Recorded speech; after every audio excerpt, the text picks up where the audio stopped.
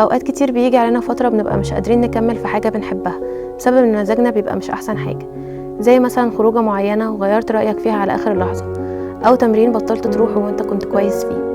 لو بتمر بالمواقف دي حب اعرفك بظاهرة فقدان الشغف. فقدان الشغف ده بيبقى عدم حماسك في مواضيع معينة انت متقدرش تكمل فيها، وده مش بس في حياتك العملية، لا ده كمان بين الصحاب. وللأسف لو فقدت شغفك بيبقى مش سهل ان انت ترجعه زي الأول. طب خليني اقولك ايه هي اسباب فقدان الشغف. زي التغيرات الحياتية، ان بيبقى مثلا حد قريب منك في حياتك وفجأة يختفي، او بتبقى مستني حاجة معينة وبيحصل عكس توقعاتك.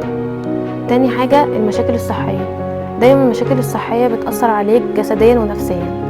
تالت حاجة التجارب السلبية، انك تكون جربت شغل معين وما تقبلتش فيه، او كورس كنت عايز تدخله وبرضه ما تقبلتش فيه، ده بيخليك تفقد حماسك وبيخليك ان انت تقرر مش هتقدم تاني. طب نعمل ايه عشان نرجع حماسنا ده؟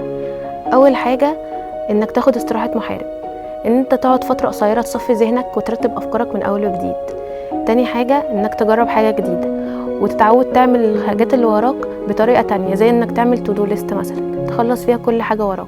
تالت حاجة ان الدايرة اللي حواليك تبقى دايرة ايجابية مش سلبية، عشان الدايرة السلبية دايما هتجيبك ورا. رابع حاجة انك ما تستناش ان حد يشجعك، لازم يبقى التشجيع ده جاي من جواك انت. اخر حاجة طبيعي ان الانسان يقوم ويقع، وان هو ما يبقاش دايما عنده طاقة ولا عنده شغف، بس الاهم انك تبدأ من جديد وما تسيبش العمر يضيع منك.